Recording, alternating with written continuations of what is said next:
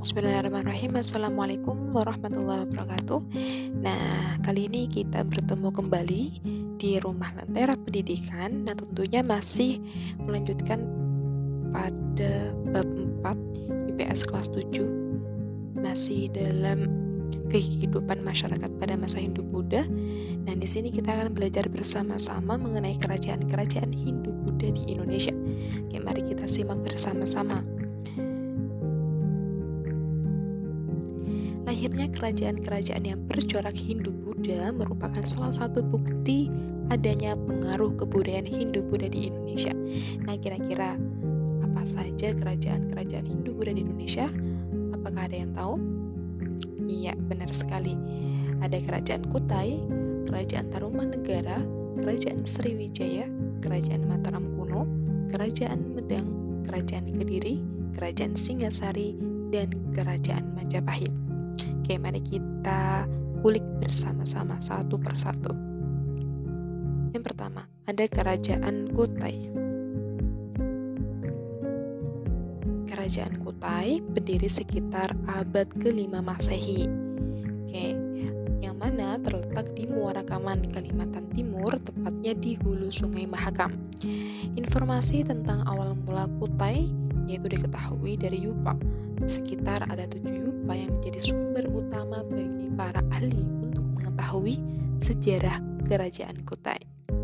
Nah, raja-raja yang pernah memerintah di Kerajaan Kutai yaitu ada Kudungga, Aswawarman, dan Mulawarman. Nah, Kudungga inilah raja pertama di Kerajaan Kutai. Nah, sedangkan kegiatan ekonomi yang dilakukan oleh masyarakat Kutai pada saat itu yaitu peternakan, pertanian, dan perdagangan. Diperkirakan sudah terjadi hubungan dagang dengan luar. Jalur perdagangan internasional dari India melewati Selat Malaka yang kemudian ke Filipina dan sampai di Cina. Dalam pelayarannya dimungkinkan para pedagang itu singgah terlebih dahulu di Kutai. Seperti itu. Ini contoh gambar dari Yupa.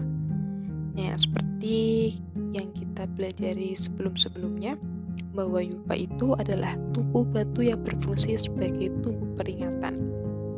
Oke, melalui Yupa inilah sumber utama bagi para ahli untuk mengetahui sejarah Kerajaan Kutai. Yupa ini dikeluarkan pada masa pemerintahan Raja Mulawarman, yang mana prasasti Yupa ditulis dengan huruf Pallava dan bahasa Sanskerta. Selanjutnya ada Kerajaan Tarumanegara. Oke, Kerajaan Tarumanegara merupakan kerajaan tertua di Pulau Jawa yang diperkirakan berdiri pada abad ke-5 Masehi. Sumber sejarah mengenai Kerajaan Tarumanegara diketahui dari prasasti-prasasti yang ditinggalkannya. Nah, sampai saat ini sekitar ditemukan 7 prasasti, yaitu prasasti Kebun Kopi, prasasti Ciaroteun, prasasti Pasir Awi, prasasti Jambu, prasasti Muara Janten, dan prasasti Tugu. Nah, selain itu, sumber lain tentang Kerajaan Tarumanegara yaitu berasal dari catatan seorang musafir Cina yang bernama Fahin. Nah, menurut berita yang ditulis oleh Fahin, menjelaskan bahwa di Tarumanegara terdapat 3 agama, apa saja, yaitu Hindu, Buddha, dan kepercayaan animisme, sedangkan rajanya memeluk agama Hindu. Sedangkan mata pencaharian masyarakat Tarumanegara pada saat itu yaitu adalah bertani dan berdagang. Oke, raja yang terkenal dari Kerajaan Tarumanegara adalah Purnawarman. Raja ini dikenal sebagai raja yang gagah berani dan tegas. Ia juga dekat dengan para Brahmana dan rakyatnya, selain jujur, adil, dan arif dalam memerintah. Untuk memajukan bidang pertanian, raja tersebut memerintahkan pembangunan irigasi dengan cara menggali sebuah saluran sepanjang 6.112 tumbak atau kurang lebih 11 km. Saluran itu disebut dengan Sungai Gomati yang selain sebagai irigasi juga berfungsi sebagai pencegah bahaya banjir. Selanjutnya, Kerajaan Sriwijaya. Kerajaan Sriwijaya berdiri sekitar abad ke-7 Masehi dan diperkirakan terletak di Palembang, di dekat pantai dan di tepi Sungai Musi. Sumber sejarah Kerajaan Sriwijaya diperoleh dari prasasti dalam negeri dan prasasti yang berasal dari luar negeri. Nah, prasasti dalam negeri itu yaitu prasasti Kedukan Bukit, prasasti Talang Tuo, prasasti Telaga Batu, prasasti Kota Kapur, prasasti Karangbrahi, prasasti Palas Paseman, dan Amogapasa. Sedangkan prasasti yang berasal dari luar negeri yaitu prasasti Ligor, prasasti Nalanda, prasasti Canton, prasasti Grahi, dan prasasti Jaya.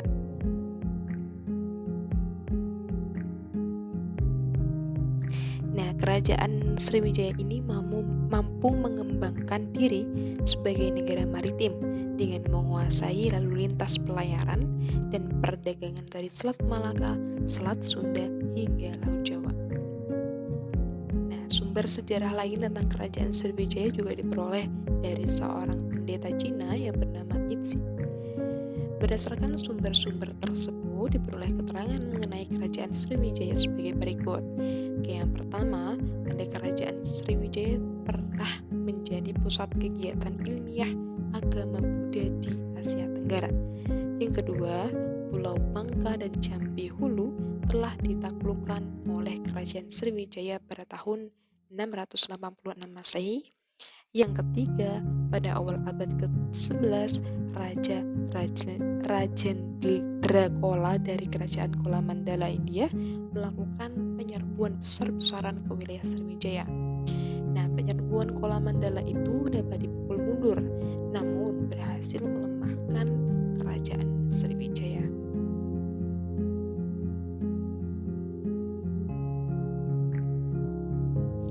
Nah, mulanya masyarakat Sriwijaya hidup dengan bertani. Namun karena berdekatan dengan pantai, maka perdagangan menjadi cepat berkembang yang kemudian menjadi mata pencaharian pokok masyarakat Sriwijaya. Para pedagang dari India ke Cina atau dari Cina ke India singgah dahulu di Sriwijaya. Begitupun para pedagang yang akan ke Cina. Dengan demikian Sriwijaya semakin ramai dan berkembang menjadi pusat perdagangan. Nah, selain menjadi pusat perdagangan, Kerajaan Sriwijaya juga berkembang menjadi pusat agama Buddha Mahayana di Asia Tenggara. Nah, raja yang terkenal dari Kerajaan Sriwijaya yaitu Balaputra Dewa yang memerintah sekitar abad ke-9 Masehi. Nah, pada masa pemerintahannya, Sriwijaya mencapai masa kejayaan. Daerah kekuasaannya meliputi Sumatera, pulau-pulau sekitar Jawa bagian barat, sebagian Jawa bagian tengah, sebagian Kalimantan, dan Semenanjung Melayu. Nah, pada abad ke-11, kekuasaan Kerajaan Sriwijaya itu mulai mundur. Salah satu penyebabnya yaitu penyerbuan besar-besaran ke wilayah Sriwijaya oleh Raja Rajendrakola dari Kolamandala India. Nah, pada tahun 1377, armada laut Majapahit menyerang Sriwijaya, yang mana serangan ini mengakhiri riwayat Kerajaan Sriwijaya.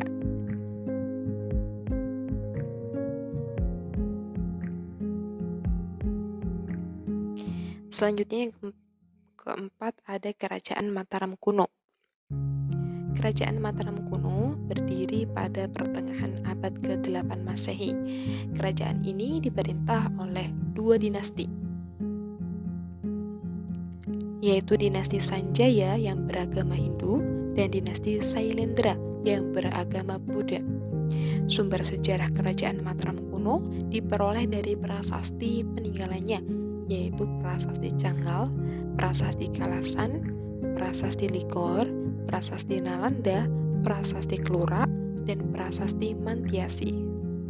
Nah, berdasarkan prasasti Canggal, diketahui Mataram kuno itu mulanya diperintah oleh Raja Sana, yang kemudian digantikan oleh keponakannya yang bernama Sanjaya. Setelah Raja Sanjaya, Mataram kuno diperintah oleh Rakai Panangkaran. Sepeninggal Rakai Panangkaran, Mataram kuno terpecah menjadi dua. Satu, pemerintahan dipimpin oleh keluarga Sanjaya yang menganut agama Hindu yang berkuasa di daerah Jawa bagian selatan. Satu lagi, pemerintahan dipimpin oleh keluarga Sailendra yang menganut agama Buddha yang berkuasa di daerah Jawa bagian utara.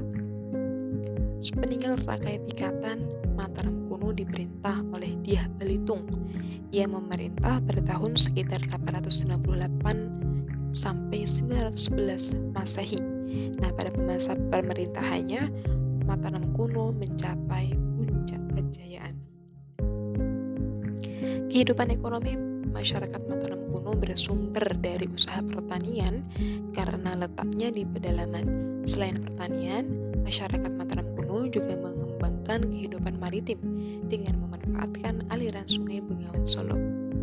Nah, dalam bidang kebudayaan, Mataram kuno banyak menghasilkan karya berupa candi dan stupa. Keluarga Sanjaya yang beragama Hindu meninggalkan candi-candi seperti Kompleks Candi Dieng, Kompleks Candi Gedong Songo, dan Candi Prambanan. Adapun keluarga Sailendra yang beragama Buddha meninggalkan stupa seperti Borobudur, Mendut, ataupun Pawan. Oke, yang kelima ada Kerajaan Medang.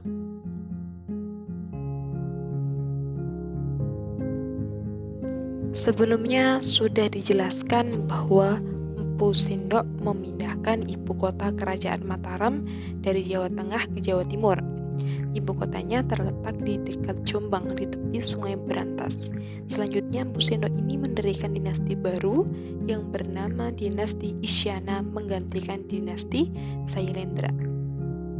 Nah, sumber sejarah yang berkaitan dengan kerajaan Medang di Jawa Timur antara lain ada Prasasti Bujangan, Prasasti Ajuk Ladang dan Pradah, Prasasti Limus, Prasasti Sirah Keting, Prasasti Wurara, Prasasti Semangaka, Prasasti Silet, Prasasti Turun Hyang, dan Prasasti Gandukuti. Sumber yang lain adalah berita dari India dan Cina. Nah, pendiri kerajaan Mataram di Jawa Timur adalah Empu Sindok, sekaligus sebagai raja pertama dengan gelar Sri Maharaja Rakai Hino Sri Isana Wikrama Dharma Tunggadewa. Empu Sindok ini memerintah sekitar tahun 929 sampai 948 Masehi. Kemudian setelah Empu Sindok meninggal, ia digantikan oleh anak perempuannya yang bernama Sri Isyana Tunggawijaya. Kemudian ia menikah dengan Sri Lokapala dan dikaruniai putra yang bernama Sri Makutawang Swardana yang kemudian naik tahta menggantikan ibunya.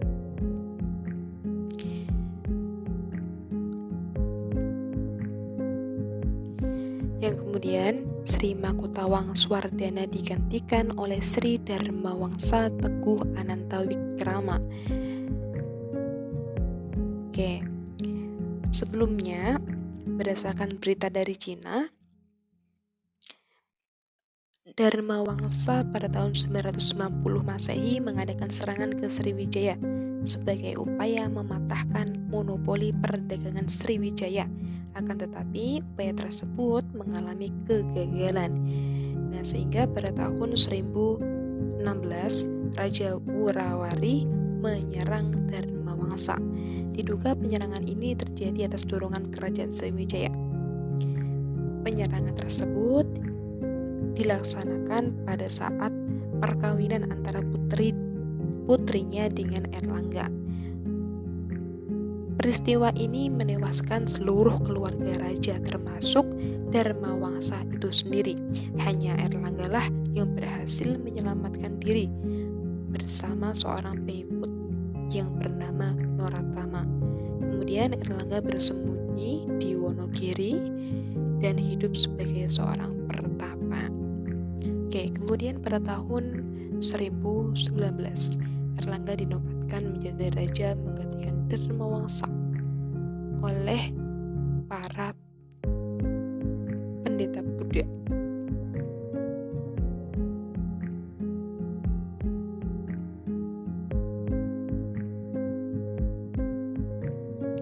Kemudian pada tahun 1037 Airlangga berhasil mempersatukan kembali daerah-daerah yang pernah dikuasai oleh Dharmawangsa. Airlangga juga memindahkan ibu kotanya dari Daha ke Kahuripan. Nah, kemudian pada tahun 1042 Airlangga menyerahkan kekuasaannya pada putrinya yang bernama Sangrama Wijaya Tunggadewi. Namun putrinya itu menolak dan akhirnya Airlangga memerintahkan Empu Barada untuk membagi dua kerajaan, yaitu Panjalu dengan ibu kota Daha dan Jenggala yang beribu kota di Kahuripan. Kehidupan ekonomi kerajaan Medang banyak bergantung kepada pelayaran dan perdagangan. Pada masa pemerintahan Airlangga, pelabuhan Hujung Galuh di Muara Kali Brantas diperbaiki. Pelabuhan Hujung Galuh kemudian menjadi bandar perdagangan yang sangat ramai. Banyak pedagang asing singgah di kedua pelabuhan itu, seperti pedagang dari India, Burma, Kamboja, dan Jampa. Selain itu, dibangun pula bendungan Waringin Sabta. Bendungan ini berguna untuk mengairi sawah dan mencegah luapan Kali Brantas yang mengganggu aktivitas perdagangan. Oke, selanjutnya ada Kerajaan Kediri. Munculnya Kerajaan Kediri berawal dari pembagian kerajaan oleh Airlangga menjadi Jenggala dan Panjalu atau Kediri. Kedua kerajaan ini dibatasi oleh Kali Brantas. Setelah Airlangga wafat pada tahun 1049 Masehi, terjadilah perang antara Jenggala dan Panjalu Kediri. Perang ini berakhir dengan kekalahan Jenggala. Kerajaan kembali dipersatukan di bawah kekuasaan Panjalu atau Kediri. Sumber sejarah Kerajaan Kediri antara lain ada Prasasti Pandeglang, Prasasti Panumbangan, Prasasti Hantang atau Ngantang, Prasasti Talandan, Prasasti Desa Jepun. Nah, raja-raja yang memerintah di Kediri antara lain ada Raja Jayawarsa, Raja Jayabaya, Sarwewara, Gandara, Kameswara, dan Kertajaya. Nah, pada masa Jayabaya lah kerajaan Kediri mencapai puncak kejayaan. Kehidupan ekonomi kerajaan Kediri bersumber dari usaha pertanian, pelayaran, dan perdagangan, yang mana hasil utama pertanian masyarakat Kediri yaitu adalah beras. Perkembangan seni pada masa kerajaan Kediri ditandai dengan ditulisnya beberapa kitab sastra. Kitab-kitab tersebut antara lain ada kitab Bharatayuda, kitab Krisnayana, kitab Smaradhana, dan kitab Lubdaka. Kekuasaan Kediri berakhir pada masa Kertajaya. Pada masa pemerintahannya terjadi pertentangan antara raja dan kaum Brahmana karena Kertajaya berlaku sombong dan berani melanggar adat. Para Brahmana pun kemudian mencari perlindungan kepada Ken Arok yang merupakan penguasa di Tumapel. Pada tahun 1022 Masehi, Ken Arok dengan dukungan kaum Brahmana menyerang Kediri sehingga Kediri dapat dikalahkan oleh Ken Arok. Oke, selanjutnya ada Kerajaan Singgasari. Kerajaan Singgasari ini sering juga disebut dengan Kerajaan Singosari. Adalah sebuah kerajaan di Jawa Timur yang didirikan oleh Ken Arok pada tahun 1222 Masehi.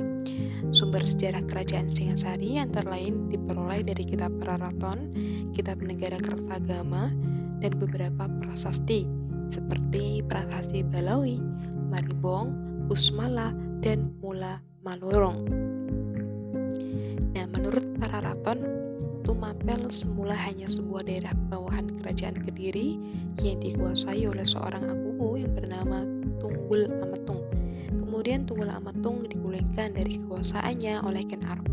Nah, pada saat Ken Arok menguasai Tumapel, di Kerajaan Kediri pun terjadi perselisihan antara Raja Kertajaya dan para Brahmana, sehingga para Brahmana melarikan diri ke Tumapel untuk meminta perlindungan kepada Ken Arok. Nah, atas dukungan para Brahmana, Ken Arok melakukan serangan ke Kediri. Perang tersebut terjadi di desa Ganter dan Kediri, kemudian berhasil dikalahkan. Setelah itu, Ken Arok mendirikan kerajaan Singasari dan menjadi raja pertama dengan gelar Sri Ranggah Rajasa Sang Amurwabumi.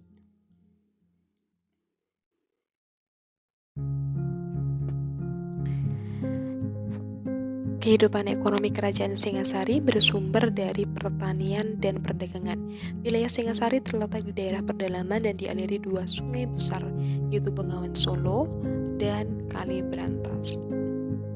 Kerajaan Singasari mencapai puncak kejayaannya pada masa pemerintahan Kertanegara.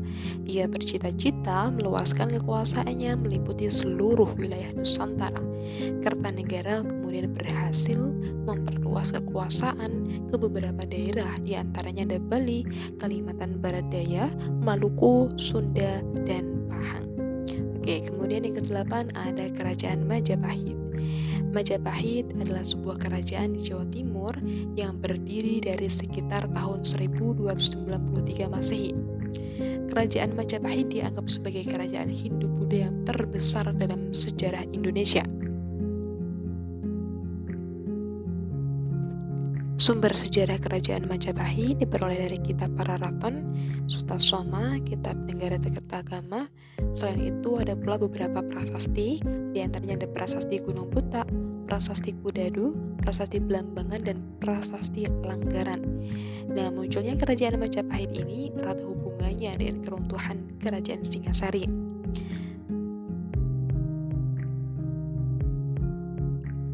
Kerajaan Singasari ketika diserang oleh Jayakatwang, Raden Wijaya yang merupakan menantu Kertanegara berhasil meloloskan diri. Ia mendapat pertolongan dari Bupati Sumenep bernama Arya Wiraraja. Nah, berkat pertolongannya, Raden Wijaya mendapat pengampunan dari Jayakatwang dan diberi tanah di hutan tarik dekat Mojokerto. Daerah tersebut kemudian diberi nama Majapahit.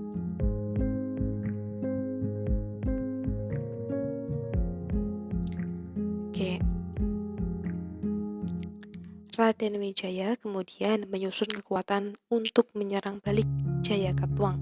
Saat ia melakukan persiapan untuk menyerang Jayakatwang, tentara Mongol kemudian tiba di Pulau Jawa. Nah, kedatangan tentara Mongol dimanfaatkan oleh Raden Wijaya. Ia segera bergabung dengan tentara tersebut untuk menyerang Jayakatwang. Dengan mudah tentara Mongol beserta pasukan Raden Wijaya mengalahkan Jayakatwang. Setelah berhasil mengalahkan Jayakatwang, tentara Mongol kemudian merayakan kemenangannya. Nah, ketika tentara Mongol lengah, Raden Wijaya berbalik menyerang mereka. Pasukan Mongol hancur dan sisanya pulang ke negerinya. Nah, keberhasilan mengalahkan Jayakatwang dan menghancurkan tentara Mongol menghantarkan Raden Wijaya menjadi penguasa di Jawa Timur. Ia kemudian mendirikan kerajaan Majapahit dan menjadi raja dengan gelar Kertarajasa Jayawardhana. Oke. Kerajaan Majapahit mencapai puncak kejayaan pada masa Hayam Wuruk yang memerintah sekitar tahun 1350 sampai 1389 Masehi. Menurut kitab Negara Kertagama, daerah kekuasaan Majapahit meliputi Sumatera, Semenanjung Malaya, Kalimantan, Sulawesi, Kepulauan Nusa Tenggara, Maluku, Papua, Tumasik, dan sebagian kepulauan Filipina. Majapahit pun juga memiliki hubungan dengan Champa, Kamboja, Siam, Burma, dan Vietnam, dan bahkan mengirim duta-dutanya ke Tiongkok. Dalam bidang ekonomi, Majapahit berkembang menjadi negara agraris dan negara maritim. Pada masa kerajaan Majapahit, bidang sastra pun mengalami kemajuan juga. Karya sastra yang terkenal adalah kitab Negara Kertagama.